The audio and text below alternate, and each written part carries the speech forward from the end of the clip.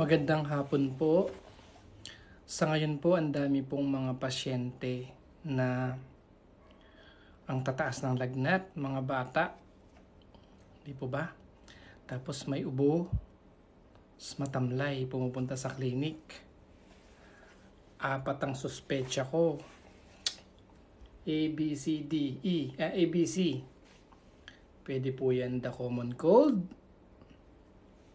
Pwedeng flu. Pwedeng COVID-19.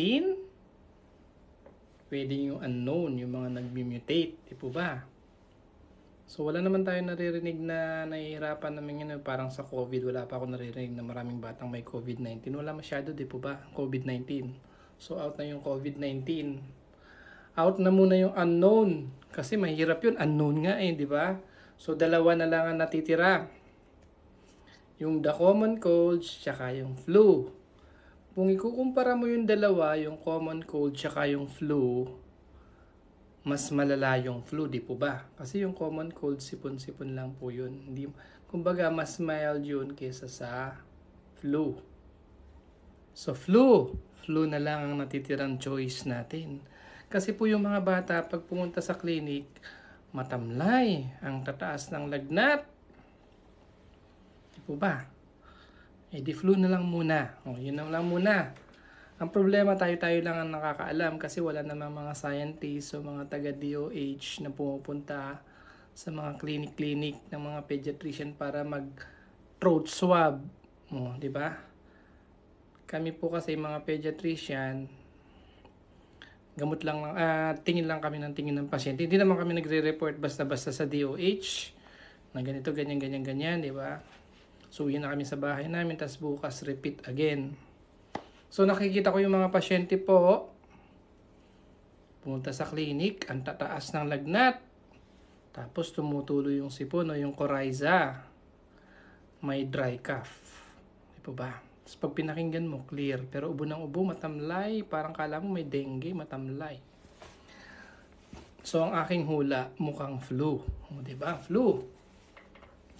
Kaya lang, may mga complication po yung mga influenza. Kailangan babantayan natin yan. Usually po kasi ang flu, after 48 to 72 hours, medyo gaganda na yung bata, yung pakaramdam niya. Usually yan, yung acute abrupt onset ng mga symptoms niya 48 to 72 hours. Excuse me. Yung lagnat naman na taas, usually yan, mga 2 to 4 days. Kaya lang ang problema sa mga febrile patient, mag-isip ka rin, baka dengue. Ayun, tapos, naalala niyo po ba, ngayong taon na to, February 2025, merong namatay na actress singer, si Barbie Hsu ng Meteor Garden. 48 years old, ang kinamatay niya pneumonia caused by flu. Hindi po ba? Tapos, subukan nyo po ngayong mamasyal sa mga government hospital. Puno na mga batang may pneumonia. Ayan po. Tapos, alam niyo naman po ang flu, after 48 to 72 hours, gagaling naman na yung pasyente. Actually, karamihan. Gaganda na yung mga symptom. Ang kinakatakutan natin yung mga complications. Otitis media, tsaka yung nakakatakot yung magka-pneumonia. Kaya, halimbawa, ayan. So, anong magandang prevention dyan? Kasi nga nagsasama-sama tayo, no? Alangan naman mag-face shield na naman tayo. Mag-face mask. Sino bang may kasalanan yan kasi? Diba? Nung April pa, nananawagan na kami na magpabakuna kayo sa flu. Ayan na. Dumadami na naman yung mga parang flu-like illness. Tapos ngayong may sakit, tsaka pa lang magtatanong ng bakuna sa flu. Ano na? Bare months na. Ayun po. Siyempre, sort of mag-quarantine na kayo. Siyempre, parang nung pandemic, di po ba, yung COVID-19, no? Yung tatay, nakakuha ng infection sa labas, pag-uwi, magkikiss sa anak, o hawa-hawa yung buong pamilya.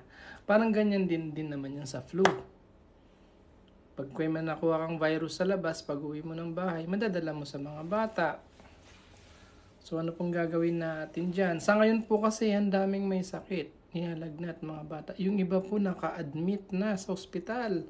Kasi wala pang isang buwan may pneumonia na. Yan di ba yung complication?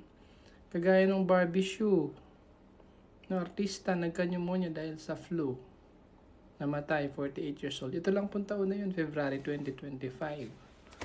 So, kaya magpa-check up po yung mga bata sa pediatrician agad-agad. Kung lalo na pagka tumatagal na yung lagnat, kasi pwedeng ECBC or pwedeng magka-complication, bigyan na ng antibiotic. Ayun. I-hydrate yung pasyente, uminom ng maraming tubig, magpahinga. So far, yun muna po. At tingnan natin kung anong mga mangyayari. Thank you po.